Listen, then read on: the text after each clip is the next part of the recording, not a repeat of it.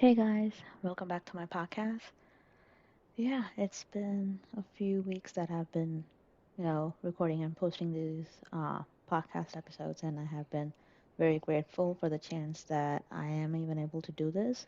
And I am actually kind of grateful that I have the courage to, put myself out there and give my opinions on, something that I'm very passionate about, which is filmography and TV.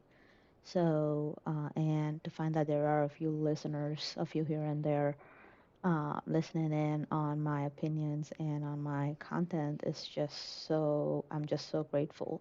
So thank you so much for listening. And like, I just found out that, apart from the listeners from Brussels in Belgium, like, there are listeners in different countries as well, because I just looked at the analysis and I saw that there are listeners in Canada, there are listeners all over the America, and there are a few listeners in Brazil. And, it's just so, you know, satisfying to see all these, new listeners, every week. And I'm just so grateful for all of you guys. So please do subscribe and keep listening so I can, get the encouragement to post more content for you guys.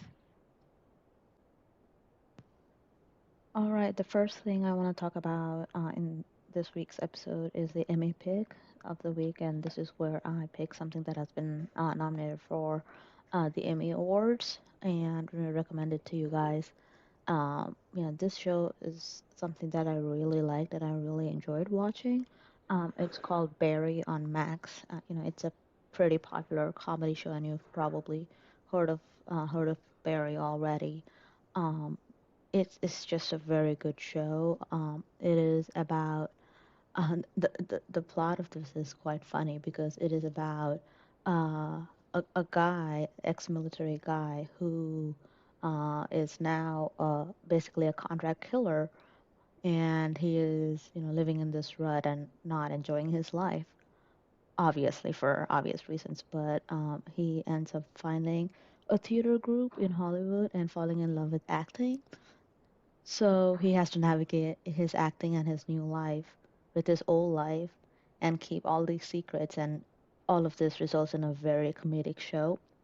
And this is something I really recommend watching. I believe the final season has recently been aired, and it is something that you can watch from beginning to end, binge watch it.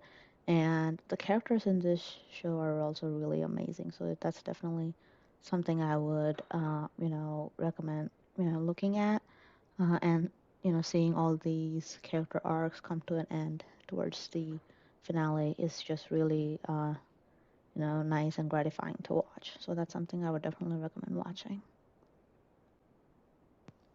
Next, I would like to talk about a new show on Amazon Prime Video.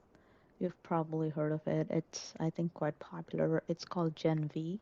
It is actually a spin-off show from the world of The Boys, also on Amazon Prime Video. The Boys is a quite a popular show. It is a satirical comedy action show on uh, commenting basically on the superhero genre and what it would be like if superheroes were real in real life and if they were all controlled by a corporation, a company. And Gen V is a spin-off of that. And Gen V focuses on the college that is controlled by this organization, and you get to see these new students hoping to be heroes and superheroes, but they soon, learn there's a lot more, behind the scenes. And this show, oh my God, like, if you've seen The Boys, you know how uh, there the boys are so daring, and they talk about so many different things right on right on the nose, like right to your face. And Gen V was that right from the start. Like, the first scene of Gen V, when I watched it, I was just shocked on how everything is portrayed, and I was shocked in a good way because I was not expecting that. So when you watch these shows that, surprise you and unexpectedly, give you the will to watch more of these, it's really good. And Gen V, I think it's going to be a murder mystery kind of show, where some of these characters kind of reveal or learn more about the secrets of this organization.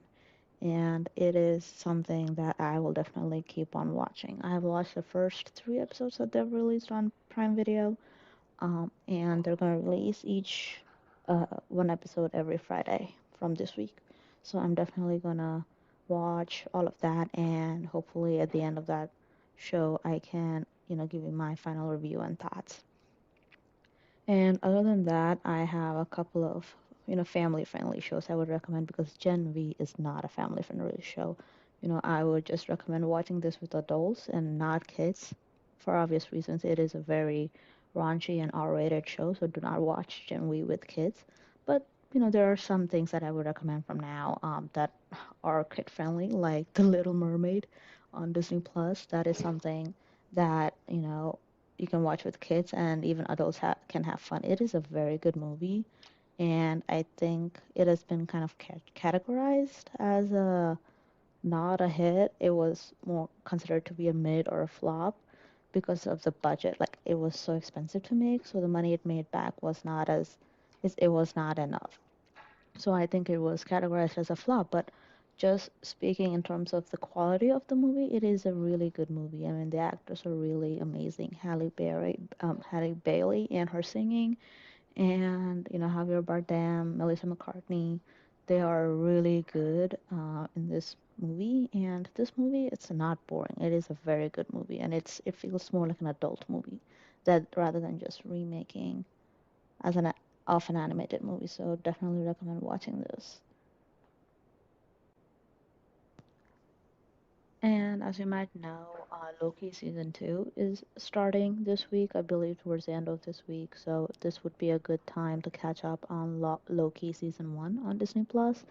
It is a very good show. Like after all the Disney Plus shows that have aired since it was launched, Loki season 1 is one of the top ones that it has been that were put up on Disney Plus. Um, for the Marvel TV shows, I think Marvel TV shows on Disney Plus at least, Loki would be my third favorite. My first favorite would be WandaVision, and the second favorite would be Falcon and the Winter Soldier, and Loki would be the third one. But I think going forward with the world of multiverse, Loki would be a central character because it looks like he has been traveling all across the multiverse in this show. So, if you're a Marvel fan, I've actually heard good reviews about it. So, if you're a Marvel fan, Loki would be something that you would want to try. And this is basically my opinion on season 1. So, Loki season 1, definitely recommend watching it. And Loki season 2 is going to start airing this week. So, if you're into it, Loki season 1, I would definitely recommend watching season 2 as well because I've heard good things about it. But me personally, as of now, definitely recommend watching Loki season 1. Obviously, Tom Hiddleston is so good as Loki. It's his character. He's like a guardian to this character, and he has been doing a really good job. I think one of the reasons that Thor: Love and Thunder was not a good film because it lacked Loki, because Loki was in all three Thor movies, and especially in Thor Ragnarok, Loki was a really cool part of it. I really enjoyed watching Loki on Thor Ragnarok. And Thor Love and Thunder, he's not there. So one of the elements that was missing in Thor Love and Thunder was Loki.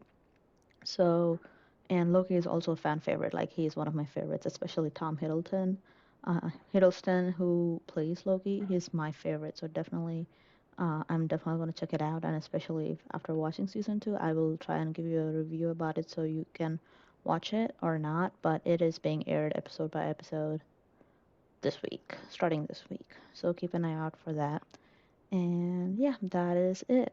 Gen V on Prime Video, only for adults. Barry on Max as a Emmy pick for this week, Loki and The Little Mermaid on Disney Plus. So, watch them. Hope you have a good time watching them and thank you so much for listening. All right, bye-bye.